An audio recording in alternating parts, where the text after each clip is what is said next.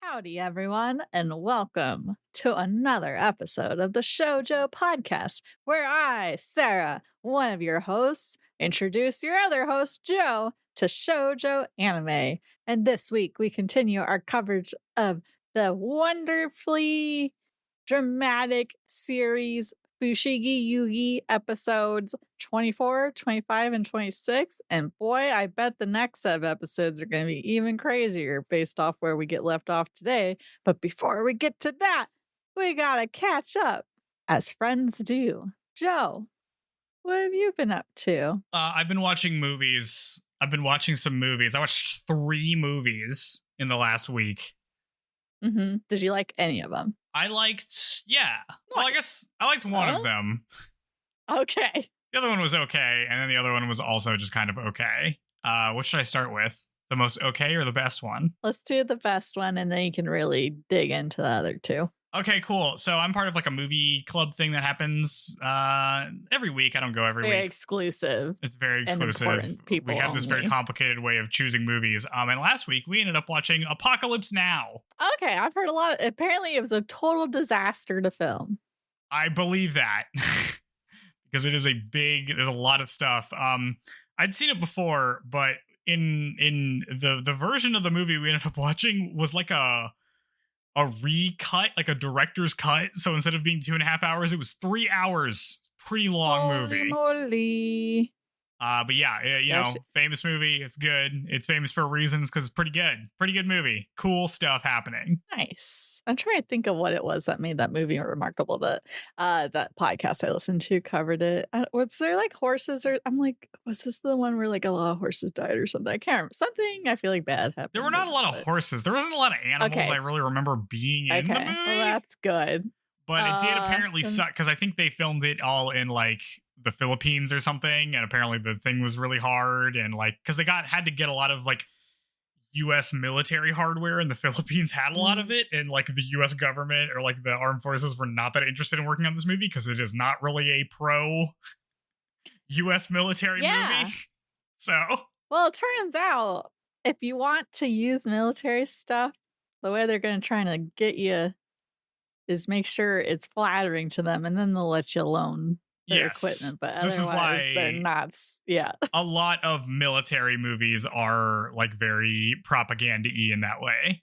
That kind of isn't as true. I feel like that's further. Like I know that I haven't seen like The Hurt Locker or whatever, but I remember that's like when things kind of changed a little bit, and now you have like forever war movies that are not. But those I guess don't have as much military hardware in them anyway. Sorry. Know. As recently as Independence Day, the first one, that was still like a I don't know. Hurt Locker, that's kind of recent, isn't it? I don't know. That is not recent. The Hurt Locker? Okay, never mind. I don't know anything about it. Well, it's like 2008? 2008. That long ago?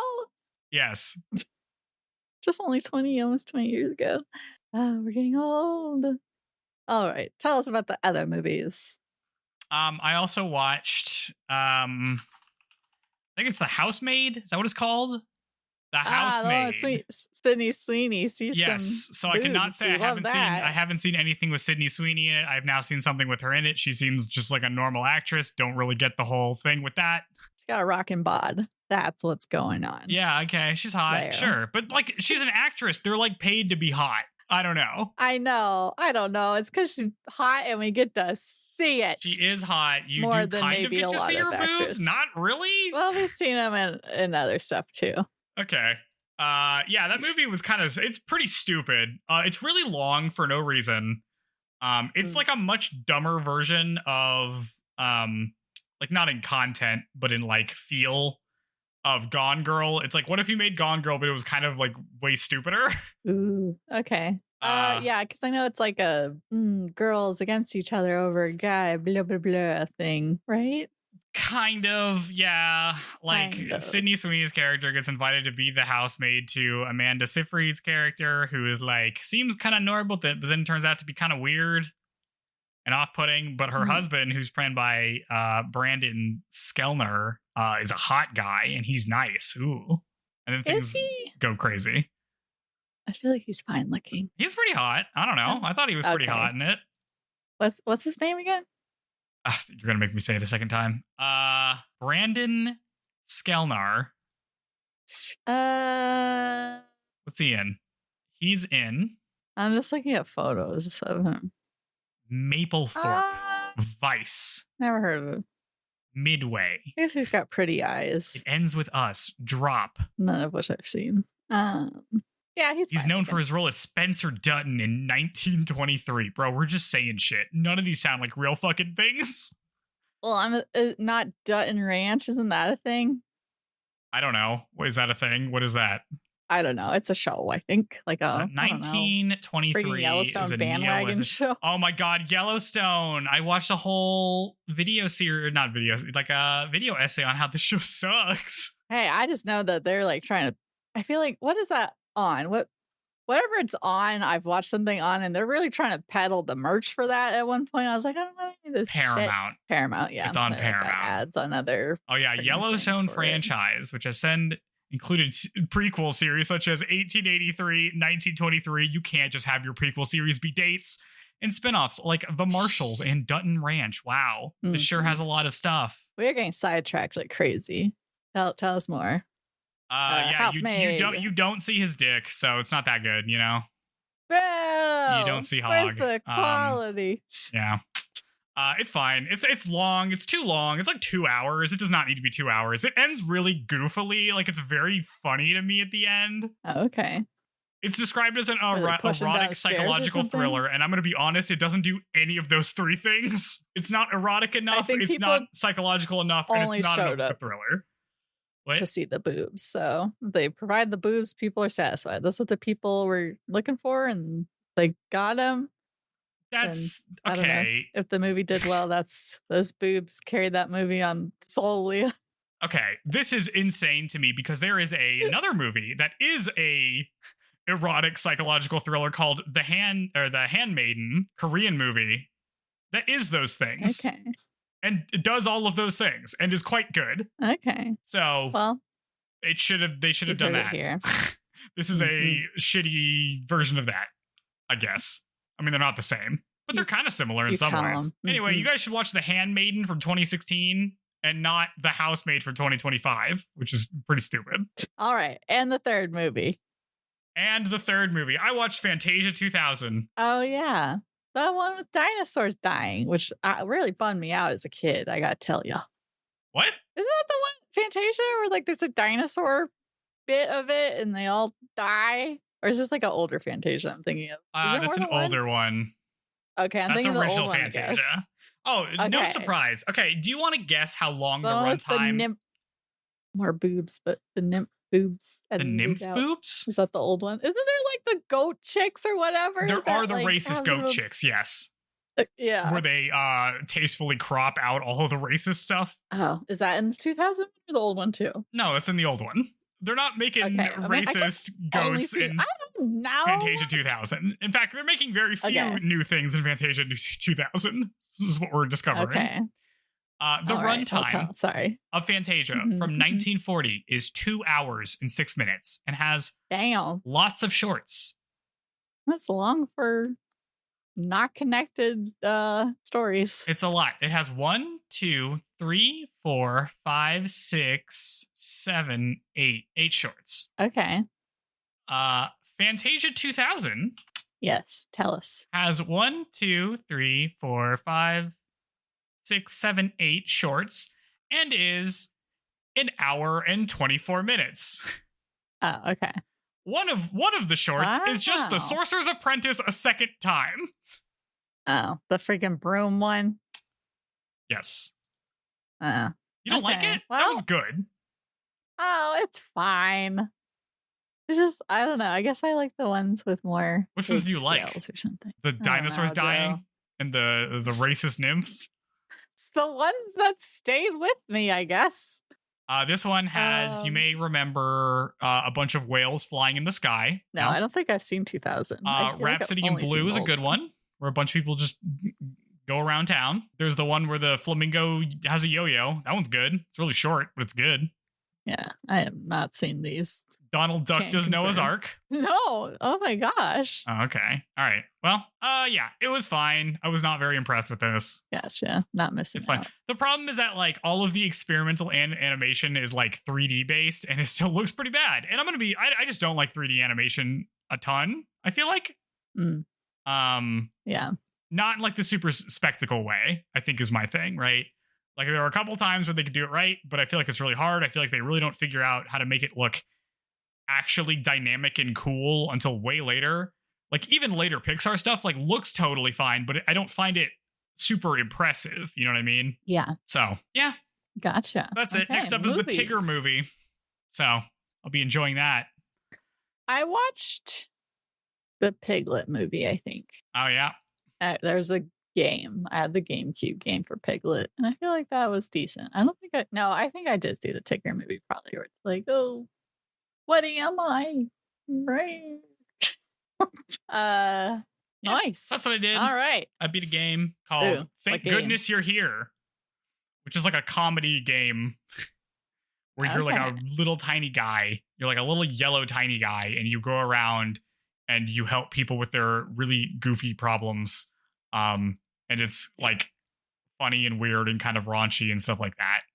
It's also extremely English. Like they're just using like terms and stuff like that. It's very funny. Okay. Nice. Yep. Okay, is it my turn? What have you done? Freaking try and think of something. Oh, what have I done? Oh, I've been bad. I haven't been working out the last couple days. Shame on me. It's over. The gains are gone.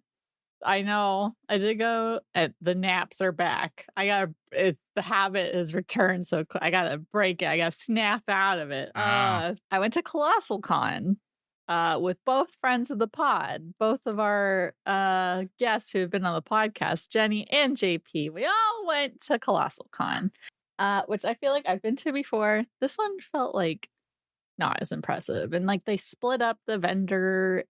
They had like the vendor area, and then they had Artist Alley, and then they had a third thing that they called like crafts market or something. But basically, I don't know what the requirements to make Artist Alley was, but it's like, okay, the people we're deeming or clearly maybe aren't as proficient in digital art, whatever, you can buy their stuff here. So much more like, very whatever. Anyways, yeah. So that was interesting division of purchasables, but and there wasn't any super panels that were screaming out. I did cosplay, bought a few things, but nothing too crazy.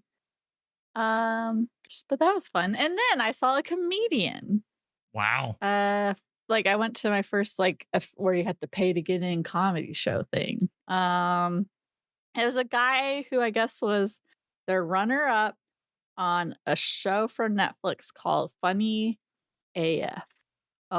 His name I'm gonna butcher. Wait, no, maybe I'll say Usama Siddiqui, I think is how you say his name. But he was very funny. Cause he was saying funny stuff, but also he just seemed like he was having fun and enjoyed his own humor, which I thought was good. Yeah, and he made lots of good faces, talking about the sun and how hot it was. So that was fun. Anything else remotely interesting going on? Jenny told me a little bit about that con you went to. I heard there was some bad Gundam opinions. Bad Gundam opinions? That's what she's telling me. There's one guy who's trying to sell me that if you like magical girls and want to get into mecha, you should watch Gunbuster. Is that an accurate pitch, Joe? I know you watch Gunbuster. No. Okay, they're trying to. I don't know. I was like, what? Joe, watch it. I don't know. That was what they said. Gunbuster is mostly okay, it's like three different things. One of it is it's like an OVA. It's like a really expensive OVA, so it looks really nice. And the entire last episode is like a cool thing going on. It's more like a hard sci-fi kind of thing about like, oh, if you go spend your time in space, you like lose time on Earth, a la Interstellar. And they have cool mechs, and also it's kind of horny because it's a OVA. Okay. Yeah. But I mostly like it for that second thing. No, what he's talking about. And also it looks good. So I like it for those first two things and not the third thing. It's not very magical girly. The gun bus or no, the mechs do push-ups though, which is awesome. Just cuz? There's like a workout. There's like a workout montage, and it's like them doing push-ups, and then it cuts to the mechs doing push-ups. So good. That's kind of cute. Yeah. Like it's good. I wouldn't say that like, oh, you like magical girls? Okay. Go watch Gunbuster. That's not an A to B. Okay, well, that's what somebody tried. I don't know. Maybe Jenny was having different conversations than me. It's still good though. You should still watch it if you want. Nah. It's short. Is it? It's like 6 episodes. Is any Mac short? Okay. Yes. Why did it seem like you were watching it forever? And you just liked it a lot. I don't think I did not watch Gunbuster forever. I watched it like in between other stuff because again, it's only 6 episodes. Gotcha. Okay. I just had to hear the pod. Had to hear about it, I guess. I feel like there's one guy who like was like weird, people who like our stuff sometimes socially awkward. There's one guy who was like, I didn't notice him, but Jenny and JP both, I guess, noticed him, but he was like standing around like awkwardly waiting, I guess, to get my attention to ask me if I was a certain character or not. But instead of being like, hey, he was just like standing like behind me, lurking kind of. And then he's like, oh, are you this? I'm like, no, I never even heard of that. Okay, I thought you were talking like a fan of a podcast. I was like, that's crazy. Somebody was able to like figure out who you are. Dude, you're at an anime convention. This is not the convention for people with social skills. Yeah, I know. That would be like I don't know, like a PR convention or something. Yes. I know. Nope. I did get lots of people knew who I was. 2 people knew who Jenny was. She was in her Skip Beat cosplay. So I was like, look at that. True fans. They know what's up. Wow. That's pretty good. JP cosplayed from Haikyuu. People knew who he was. So, I don't know. I just didn't feel as like there's people, but I don't know. We went earlier in the day, so maybe the energy's more later in the day if you go. But I don't know. I feel I'm kind of over Kalahari. I would like to go to a different venue one. So me and Jenny might go to Stand Japan, which was the first convention I ever went to. Because I was like, I remember that being pretty big. That's in San Antonio. Maybe we'll do that. But yeah. Already put I got a poster of the adult hotties of Avatar, even though we kind of rained on the movie. Sure. Yeah. I mean, they're not talking in a poster. That's right. That's right. I can imagine them with better voices.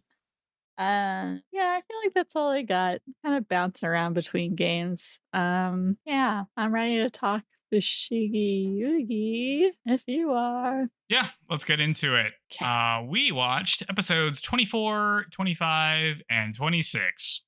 And we have some voice actors. We do still have some new characters, so that's nice. Is it showing my document to you? Oh, yeah. Okay, there. Okay, so the first one is Real Chiriko. Real ass Chiriko is here in this episode. Chiriko is voiced by Tomoko Kawakami.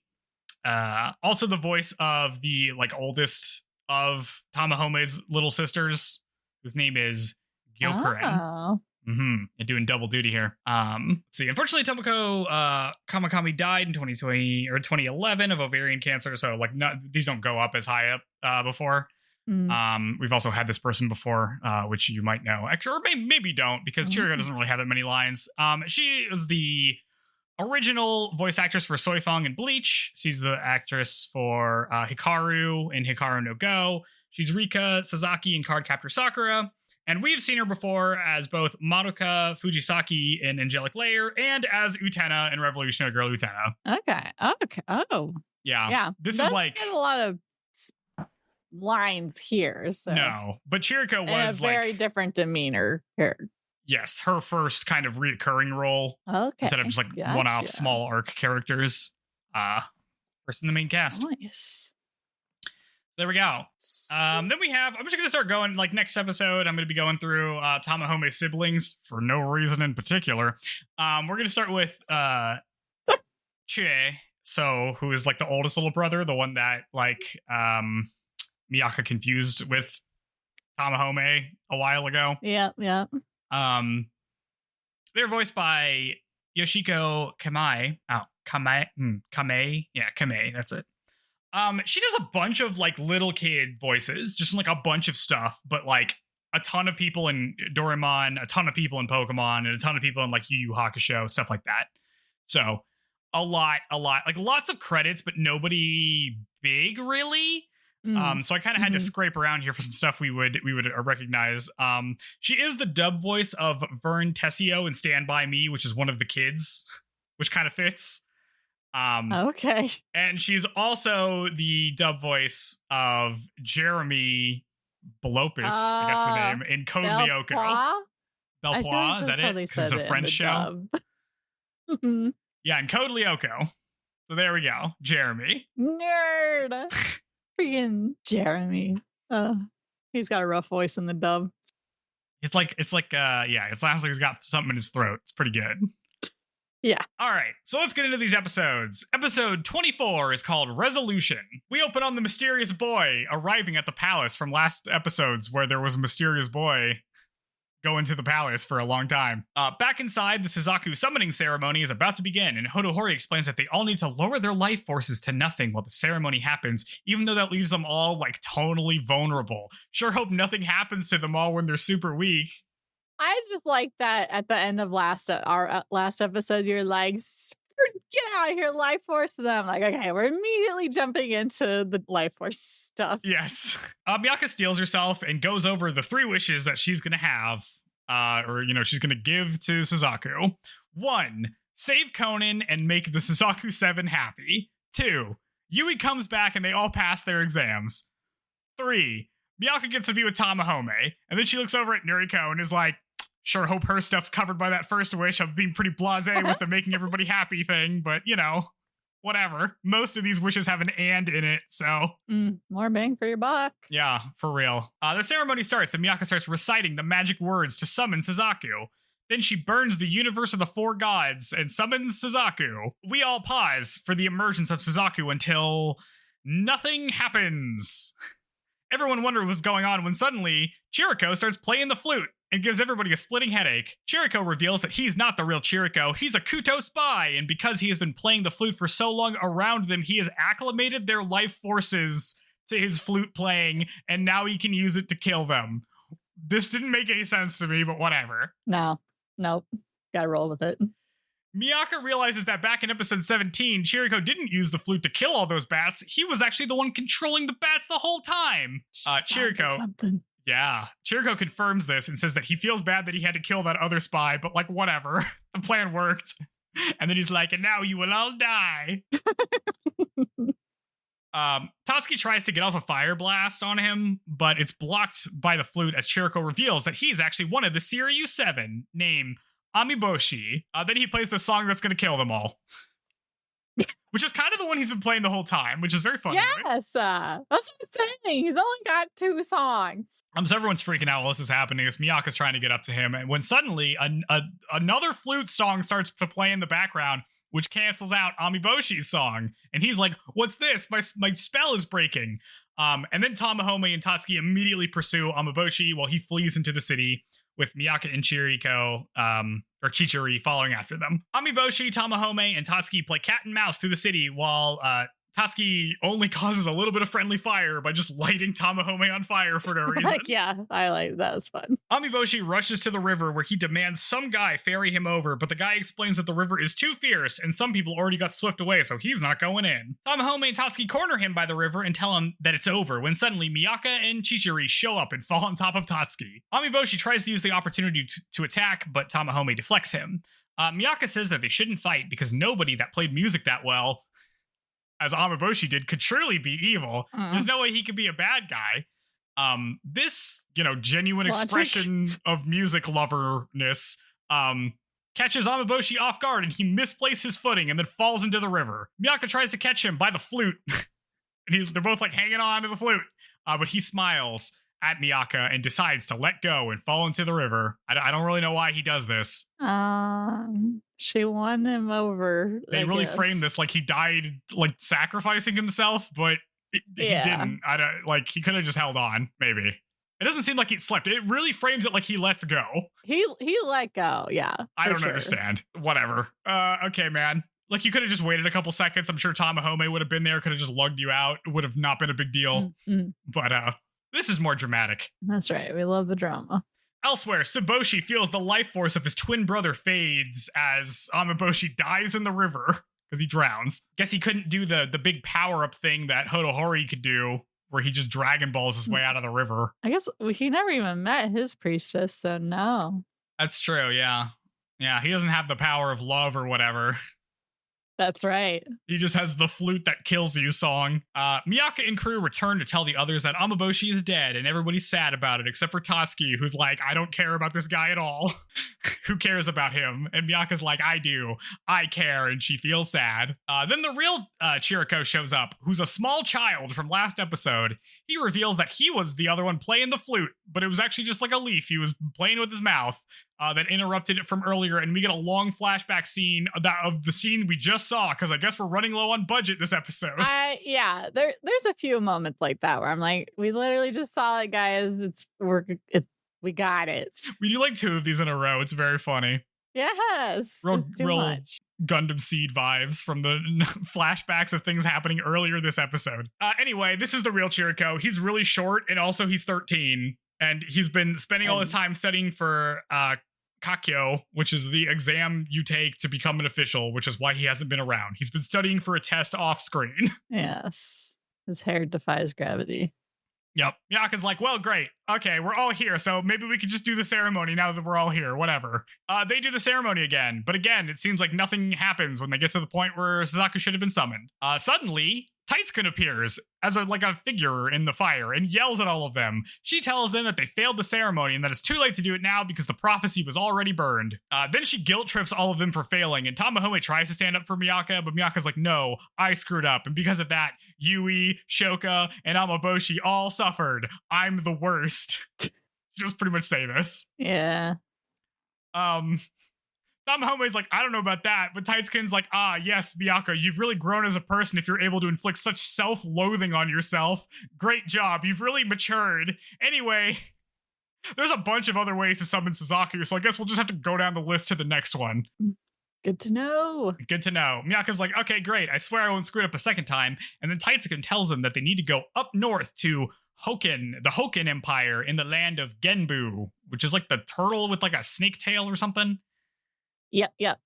So another priestess. Yeah. Area. And they have to find a holy relic called Shinzaho. And Miyaka's like, the north, as we cut to credits. Okay, so how does this tie into your Taitsukun agenda? Oh, Taitsukun sucks? Yeah, it does. There you go. Taitsukun sucks. She's just like, Miyaka, the fact that you're blaming yourself for shit that really isn't your fault at all is good. That's maturity right there. Mm-hmm. Not being able to divvy up responsibility correctly and just taking it all on yourself. That's what being an adult's about. Says somebody who I'm sure won't take any responsibility for anything she's ever done. Yeah, it's a weird vibe. It's a weird vibe. I don't like Taitsukun still. And she sucks. Yeah. It feels like Taitsukun doesn't like Miaka as she is.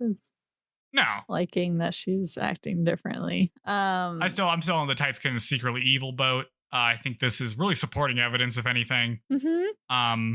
Yeah. That's right. So there's that piece. Last week I issued an apology to Nakago for me calling his planning amateurish and saying that he doesn't have a real plan. I would like to retract that apology. This plan was stupider than the last plan. You just send Amaboshi by himself to 1v6 a bunch of dudes, and then you're like, oh shit, he died? I can't believe it. What did you think was going to happen, bro?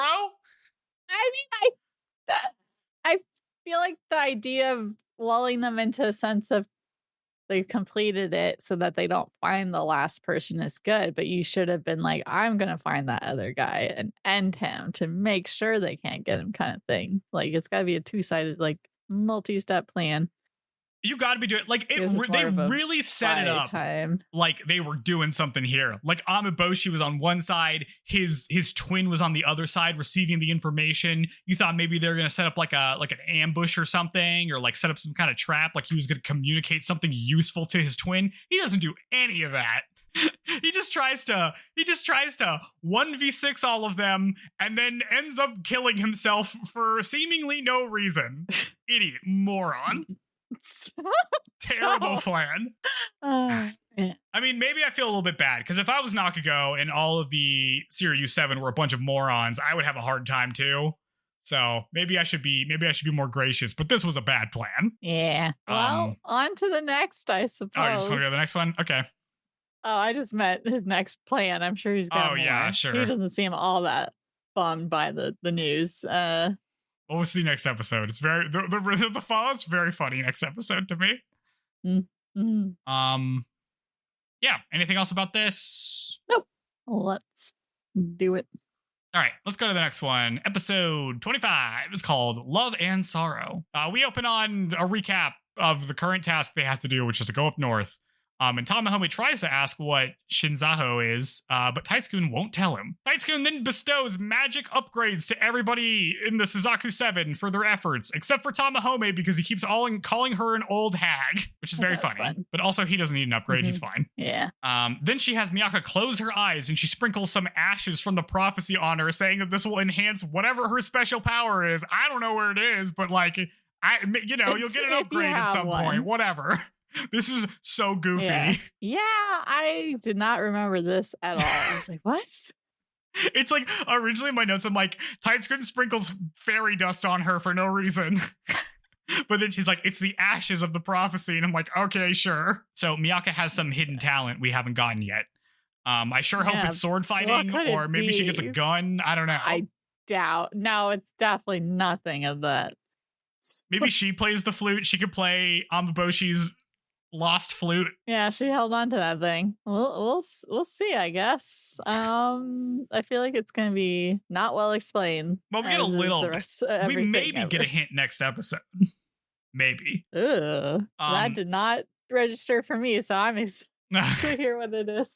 Everyone's ready to go to the next arc, and they all start to leave, but Miaka is called back for a one-on-one with Taiitsukun. We jump to Kuto, where Nakago calls Yuugi over to see Tsuboshi. Nakago explains that his brother died during his master plan. He never expected that planning one of the Seiryu 7, or planting one of the Seiryu 7 behind enemy lives all alone and having him 1v6 them would result in him dying. A pretty wild outturn of events. Tsuboshi's taking it pretty bad because he's got that twin bond or whatever. So Yuugi goes and comforts him while Nakago calls Amaboshi stupid, which, yes, agreed.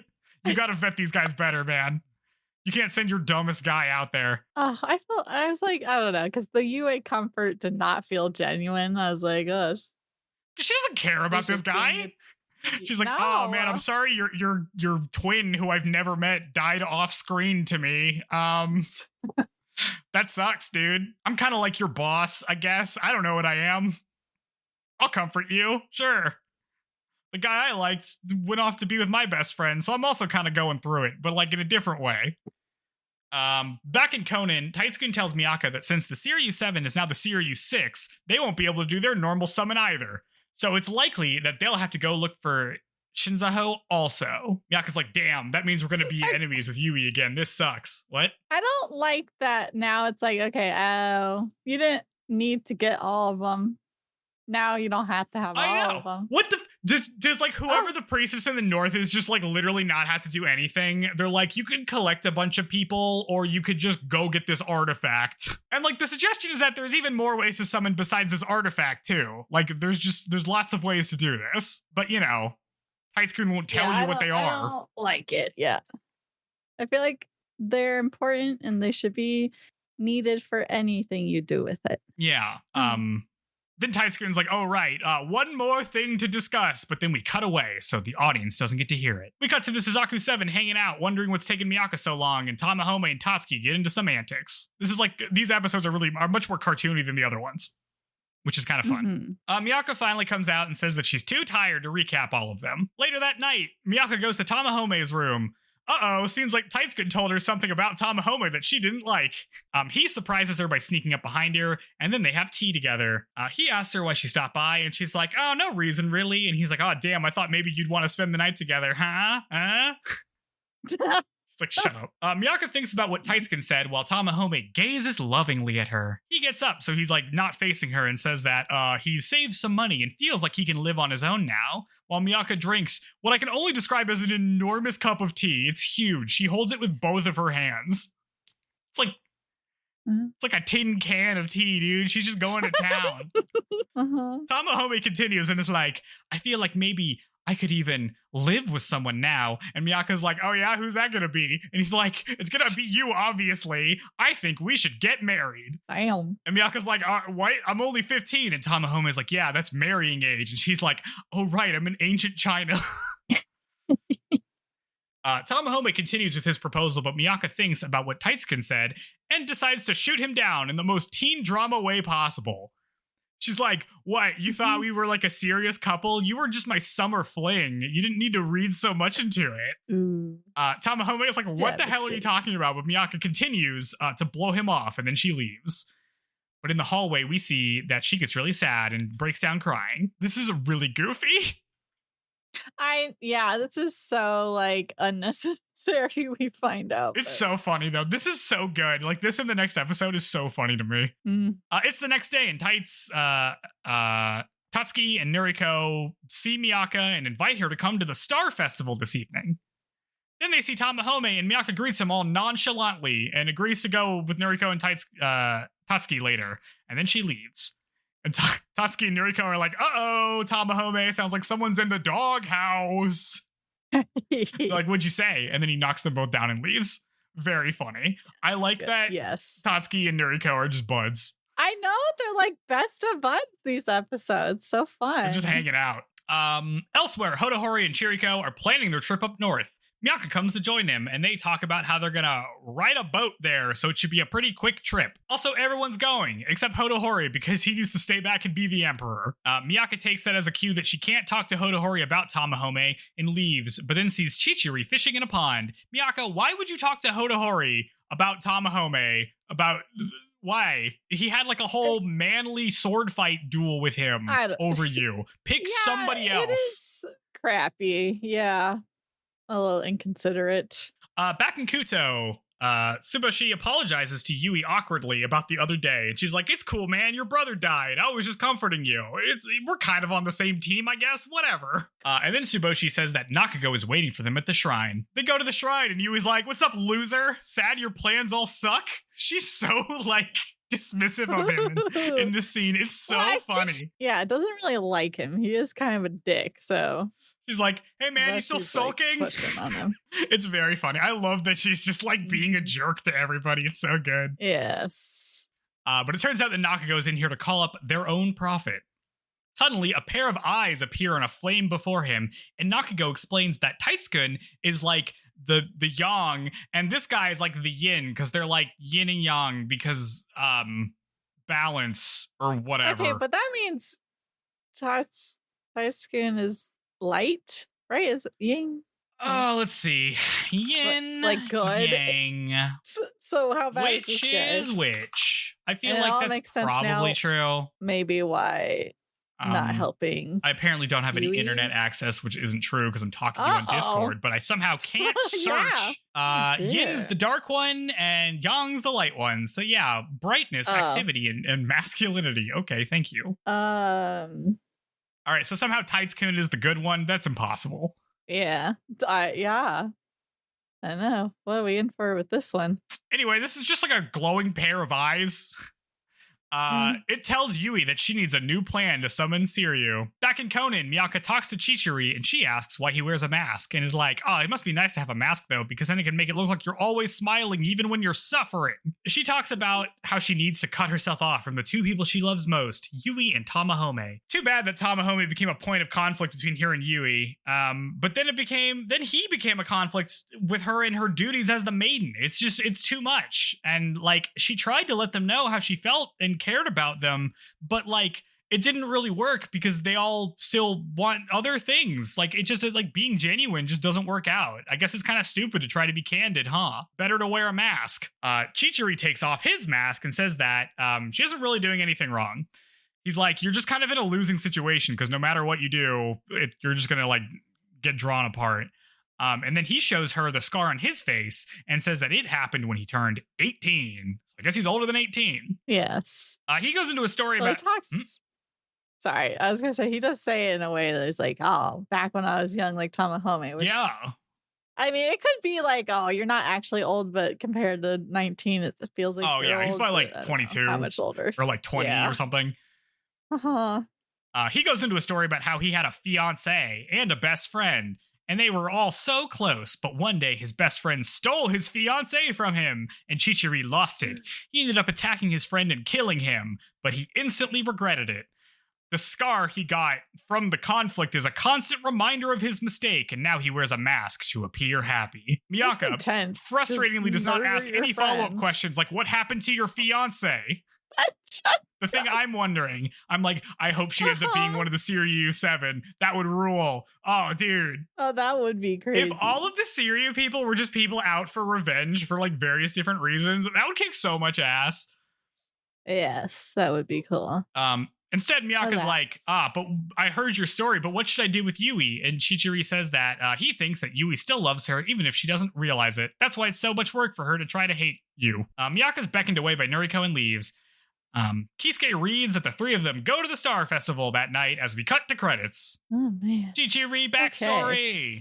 Yeah, it's like for 5 seconds. Real, like, I really need you to ask any follow-up questions, Miaka. Like, really. Like, he didn't explain how he got the scar. He didn't explain what happened to his fiance and why he doesn't seem to have a fiance anymore. Well, it sounds like he gave himself the scar, and maybe, but that's weird. He must have scared the fiance off. Yeah, I get, but like, also, how does your best friend steal your fiance? It doesn't really make any sense. Like, she was clearly into him, right? Yeah, that doesn't just happen. Ooh, you tell him. Something, yeah, what's going on, Chichiri? Yep. Yeah, well, too bad he doesn't not wear the dumb mask more. Oh, well. Yep, all the points I have are the next episodes. I don't really have anything else to say about this one. Cool, we can move on then. Okay, we'll hit the last one and then I can have some broader stuff to say. Yeah. Let's see. Episode 26 is called Star Festival. We open on Miaka, Noriko, and Tatsuki enjoying the Star Festival, and I'm super relieved because I really thought we were just going to get that one thing of like, then they went to the festival, and now it's the next day. But yeah, we get to see their friends hanging out. Yeah. It seems like a good old Japanese-style festival with like booths and stuff all around. Noriko and Miaka get some kind of like dessert sugar cube ice water thing. Yeah, what is I don't know. this? I guess sugar's a treat then. Probably didn't get to have sugary stuff very often, so just straight up sugar cubes. I need the episode where Miaka feeds Noriko like blasted Doritos or something and just sees what happens. You know, it's like the real, this like this like Cheetos puff could like kill a peasant boy or whatever, like those things. Like a medieval peasant. Have you heard? You know what I'm talking about here? Am I just saying stuff that you don't know? No. You ever see those those posts that are just like, oh, I bet if like a little tiny like peasant boy had one Baja Blast, he would just explode. I haven't, but I understand. Anyway, they eat some kind of weird dessert. Meanwhile, Tamahome broods. Back at the festival, Tatsuki's like, man, Tamahome sure seemed like he got broken up with, but Miaka blushes and brushes it off. A weirdly faced Noriko changes the subject because they keep drawing her face weird in this episode. And then they all go have fun just around. We get a montage of stuff like Miaka being pretty good at archery. Surprise, surprise. We all know that priestesses are good at archery because I've watched Inuyasha. That's what they do. They shoot stuff with arrows from far away. A good point. Good shout. And Noriko is good at weightlifting, which we already knew, but it's pretty funny. Mm-hmm. Miaka sees a kid with a flute at the festival and thinks back to last episode where Amaboshi died. And she leaves to be sad. She goes to the river and throws in a bouquet of flowers for Amaboshi. Tamahome shows up and is like, hey, can I talk to you for a second? Then they go to an abandoned alleyway. And I'm like, for real, you guys are going to these abandoned alleyways still? Have we learned nothing? But they just look at each other all seriously. Then Tamahome is like, all right, spill. What did Taiitsukun tell you? And Miyaka's like, she didn't say anything. But Tamahome is like, oh, come on. We just had like a crazy romantic arc where you brought me back from like the brink of brainwashing poison, but now you're saying that we can't be together? Taiitsukun obviously said something. Oh, this is so funny. Yeah. I'm like so glad this scene is what happened, where he's just like, okay, well, obviously this is some bullshit. Yeah, because we always kind of pegged him as an idiot, but like he's got a little brain. Yeah, he's like, we already did this one time. It's got to be something else. Come on, what happened? Miaka has a full flashback to her conversation, so we actually get to see what happened. Taiitsukun tells her that her next trial will be very difficult. She's like, listen, young lady, you can't be having relations with the Suzaku 7. You're a maiden. You have to be a virgin, so you can't have sex. And Miyaka's like, no. I know, she's real bummed She's out. like, this is the worst thing ever. And I'm like, Miaka, did you pack condoms in that bag? Stuff to do. Were you for real about this?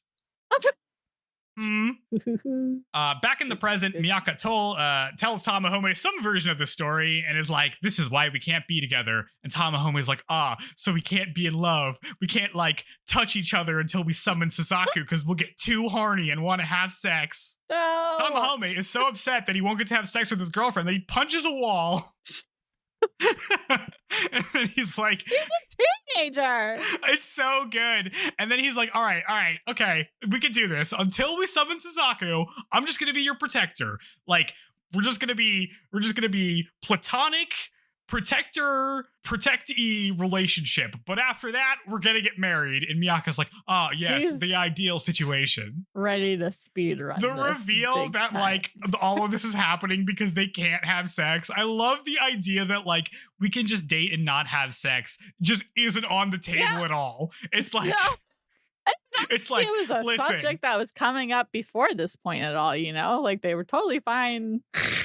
Like, he's seen her boobs and stuff. It's not like they were ever like, we're on the brink. I do like that the author's just like, listen, these kids are horny. Which I feel like it's fine because right at the time, Uwatase is like only a couple years older than some of these characters, so it makes sense. Yeah. It is wild. But yeah, Miaka shows up and is like, Tamahome, I have this abstinence ring. We're not going to be able to do it. And he's like, no, and punches a wall. Yeah. Oh, so good. Yes.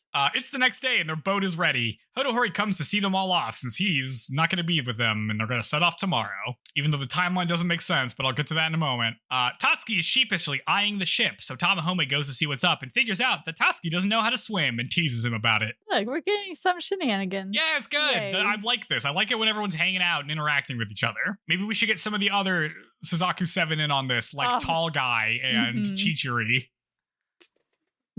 Yeah.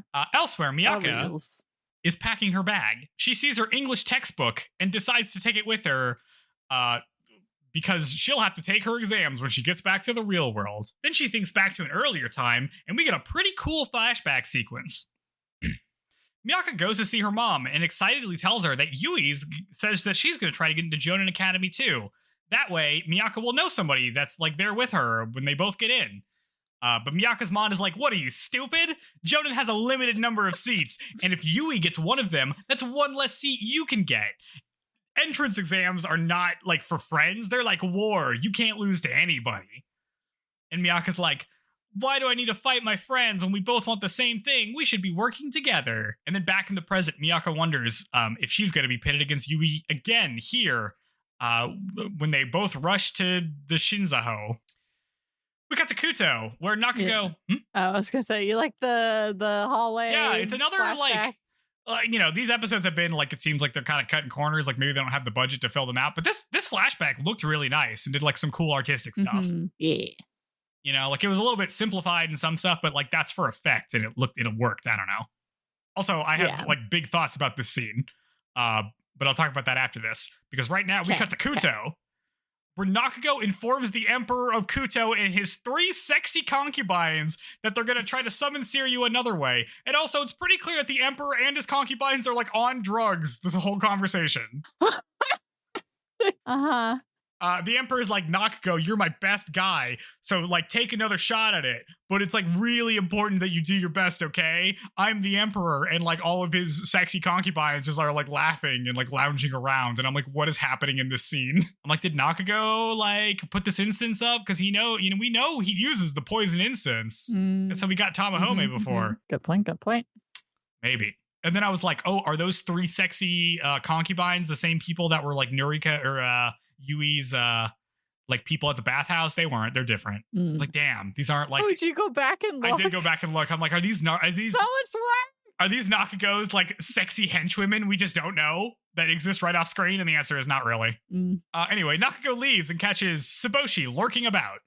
Saboshi says that he wants to get revenge for his brother, but Nakago's like, you're like way weaker than him and he got his ass kicked. So like, no. But, I get why you want to get revenge, man. I'm also mad at them. Then Yui shows up and is like, what's up, boys? And Nakago asks if she's decided to go with them to Hoken. And Yui says that she pretty much doesn't care at all about summoning Siryu.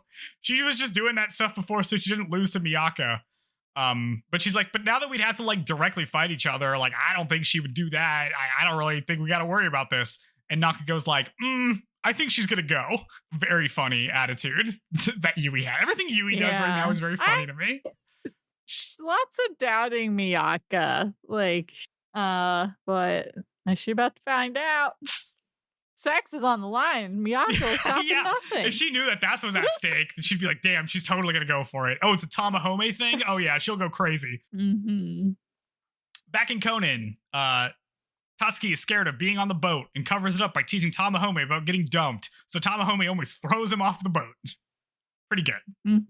Miaka takes a souvenir photo of Tamahome, Tatsuki, and Nuriko, and Tatsuki gets freaked out because he doesn't understand how photos work. Miaka and Tamahome make a big effort not to touch each other because if they do, they might get too horny and have sex. They all take a group photo, and Miaka looks at it and is like, damn, all of us are in this photo. Why couldn't we have just summoned Suzaku? Because this would have been so easy. And then I went to fight that Yui. At least what? She had tried to be like, hey, maybe it'll still work. So I do appreciate I respect it. She's like, I don't know, fuck it. Maybe it's still good. Yeah, that's good. Alas, it's not to be. We got that was only the halfway point of the season. We got more stuff to do, girl. Hodohori tells Tamahome that they should probably invite his family to the capital, and Hodohori offers to put them up in a house. He's like, your family lives in that like shithole. You should come bring them to the capital because I'm the emperor. And Miaka and Tamahome are like, yeah, that'd be awesome. Oh, it sure rules having rich friends. And it does. Tamahome invites Miaka to come with him, just to visit home and not like introduce my parents to my fiance or anything. They go into town to pick out some souvenirs to bring to his siblings, and he's really into it. He's like, oh gosh, I sure love all of my little brothers and sisters. I sure hope nothing bad happens to them. Miaka looks to pick out a gift too, but she gets jump scared by Nuriko, who's tagging along with them. Thank God. Somebody's there to keep these two off each other. Yeah, she's got to be the chaperone. She doesn't even know it. She's third wheeling. Tamahome, Miaka, and Nuriko go to Tamahome's family's house. Somehow. In one day. They were supposed to leave the next day. They make it in one day. I don't know. Whatever. We cut to Kisuke reading the next page of the book before freaking out about what he's read. Then we jump to Tamahome, who sees what appears to be his father and little brother lying dead as we cut to credits. Big yikes. Woo! It's just like Demon Slayer. It's just like Demon Slayer for real. I'm like, oh, my adorable brothers and sisters. No. Yep. You think what's her face? The older little sister will be evil. His admitted favorite. Yeah. She's like eating the other ones. This is going to be a damper on the horniness for reals. Yeah, see, they can still date because he's not going to be in the screwing mood. He's going to be all sad. No, that's right. Yep. Yeah. It's never, this is like in a video game. It's like, does the video game give you family? That family's toast. Yeah, like we kept seeing his family way too much. I'm like, this isn't good. We're seeing you way too much. We can see you briefly, but then you got to go. Like, I don't know. What about the timing? It was just like, did Hotohori set this up? How did he know?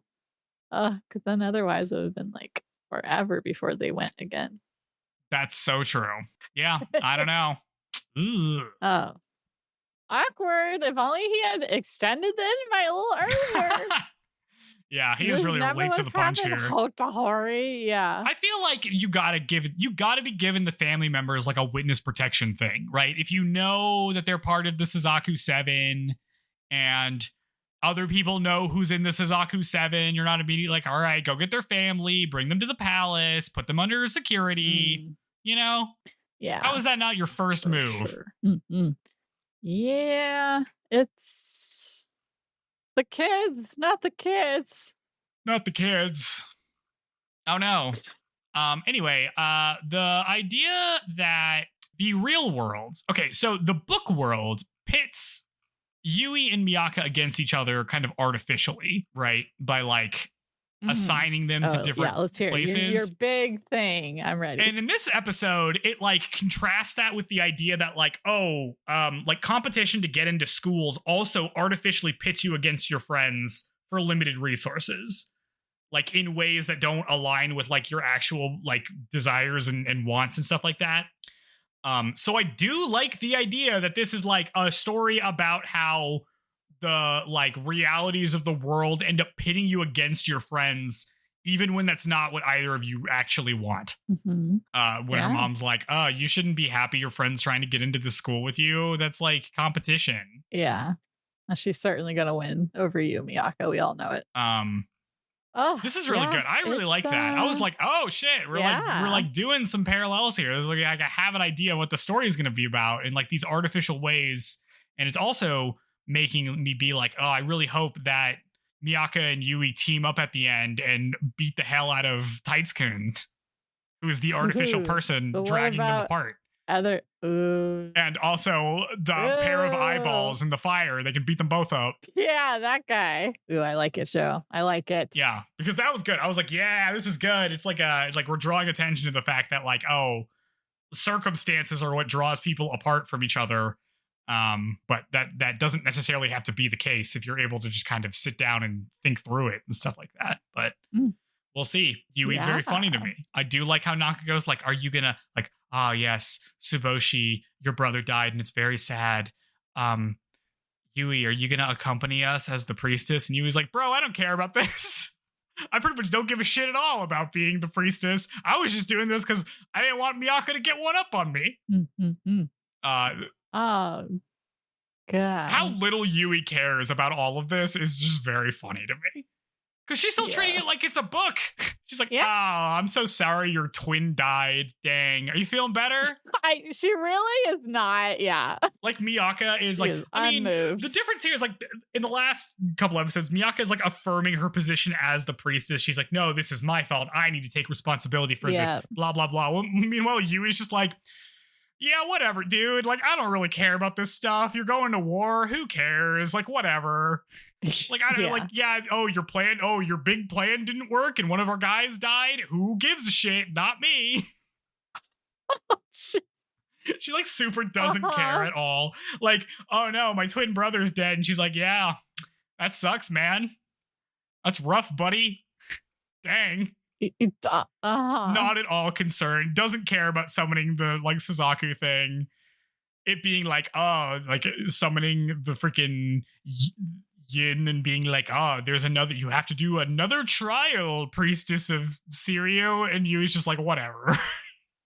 Well, she really hasn't done any priestessy stuff, so she's got to step it up. She's got to get in there. She doesn't care. This is what I'm saying. Like, she does not give a shit about summoning She doesn't really care about anything right now, it seems like. She's not really interested to go. Like, she doesn't really seem to be eager to be going home. She's mostly just hanging out, like, eating, like, fancy dinners at the palace. It kind of rules. I kind of respect it.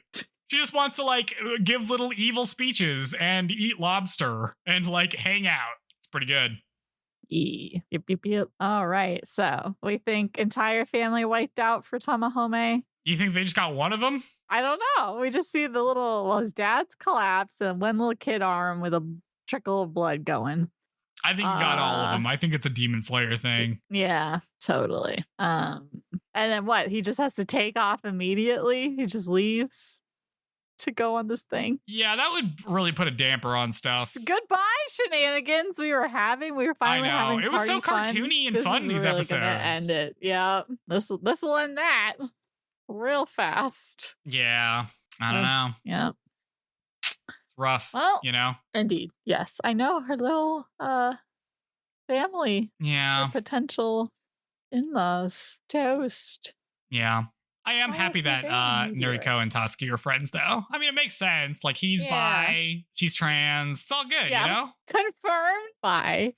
Yeah. He says he doesn't like girls. He doesn't like girls. He's hanging out with his bud and is their secret base together. He's at least bi. Maybe he's just gay. I don't know. Yeah, hanging out, being buds. Nobody else is really hanging out. I mean, Chichiri and Hodahori are like planning, but they're just nerds. It's not really hanging out, you know? Yeah. Well, I like that on the walk over to the house, Tamahome's like, girls just fight.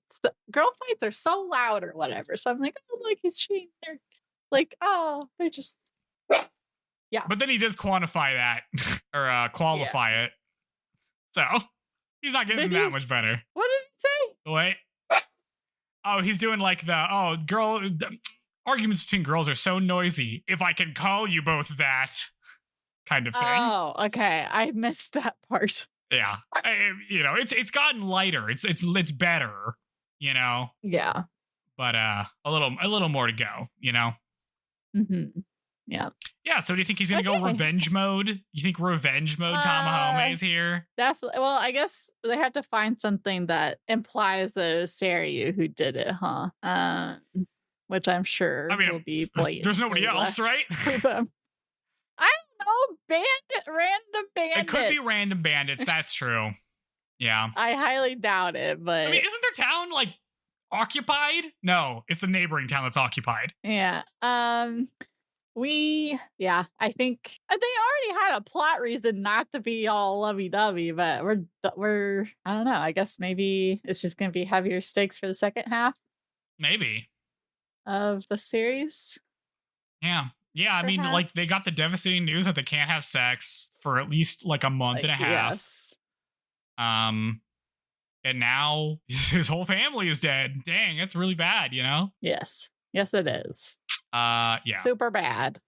I do actually love that their main conflict is that they can't have sex. It's so good. Like, I'm joking about it, but I genuinely think it's really good. Yeah. Because he is hot. I mean, he was freaking trying. You know? Yes. He's doing hot guy stuff, right? He's getting stabbed. He's also 19 and she's 15. So it's like, I'm fine with them having reasons not to do that. Okay. So what are you doing? When she comes over, dogs are getting and he's like, antsy. I was hoping maybe you'd come to spend the night. I was like, yeah. No. You guys can't have sex. You said that because you think you can have sex, but the next episode you learn that you can't. Ha ha ha ha ha. Never talk.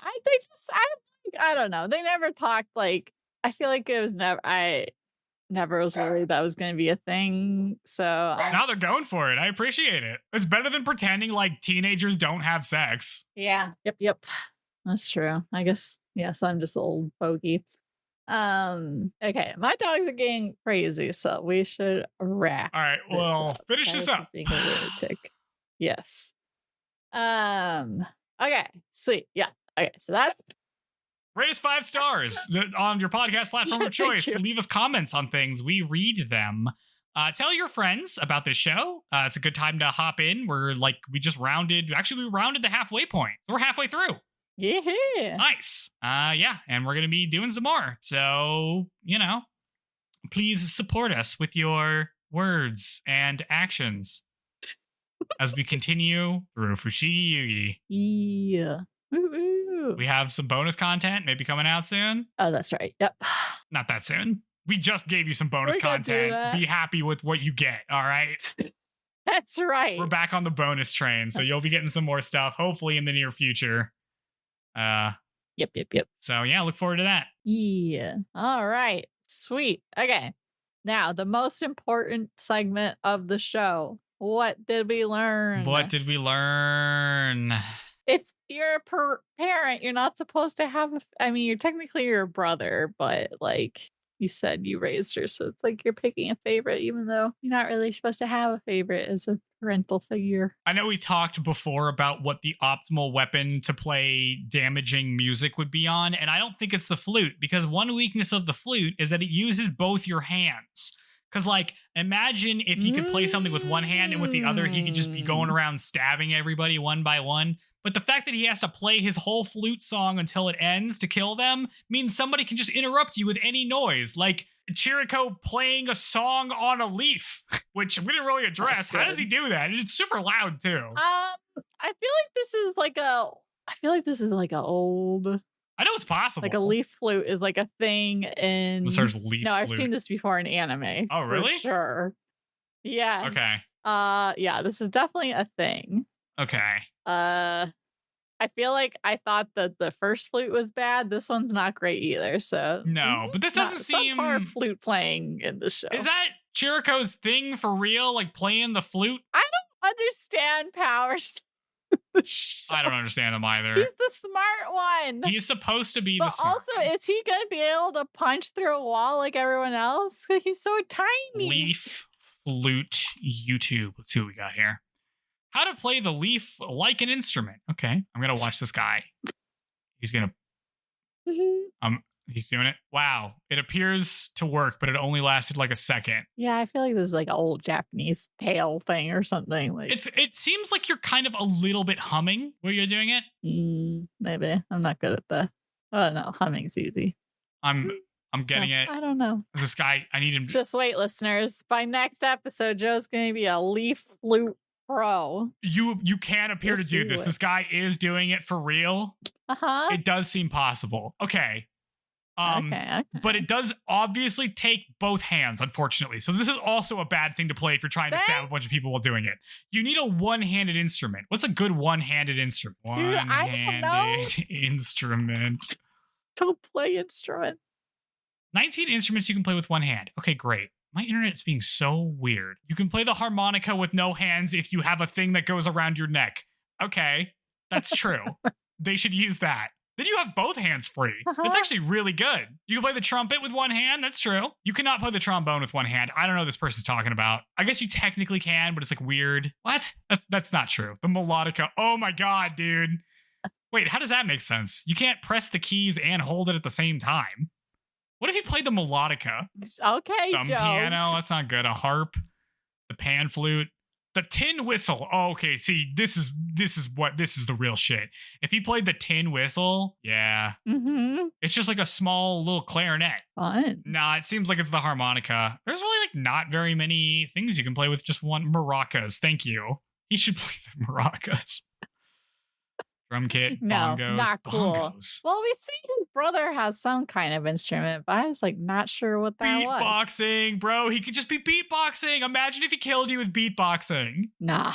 You don't think that would rule? You don't think like this kid just comes out and starts beatboxing and like doing the little shit like he's in Police Academy would be good? Sure. The tambourine? All right, Joe. All right, okay. fine. I'm just saying, like, pick an instrument that frees up your hands. Get a little thing for your harmonica. A little around the neck action. Would have solved all his problems. He could fight Tamahome while still playing. Nice. Okay, well, we're going to call that a wrap on the episode today, folks. So we appreciate... You know, I don't think if you do like some of the non-penetrative stuff, the virginity stuff still counts. You know what I'm saying? Like there's lots of sex stuff you could do. Didn't specify or why. No. That don't involve technically not being a virgin anymore. If you should cut this out. But you know what I'm saying? I understand what you're saying. Like, they could, oh my God, she should invent sexting. She should invent it. Uh-huh. And she like So she writes can read down, but she Chinese and can't he write can in read Chinese. She can't Japanese. do it because they can't write to each other. Nope. Oh, she should invent the thing with the string and the cups and then do phone sex. Uh-huh. You think Tamahome would be good at phone sex? No, I think they'd both be incredibly awkward. They would be so bad at it. Yes. That's good. All right. On that lovely if we leave that in, yeah. Let's if we leave in that, how can Miaka and Tamahome still have sex but not be in violation? The real listen, I was raised Catholic. That's what this all about, baby. It's all about that. The Mormons, they fucking know. You know what I'm saying? This is every like religious kid's upbringing, essentially, is how do you have sex without actually having sex? I'm eager to see what they find out. Yeah, we'll see.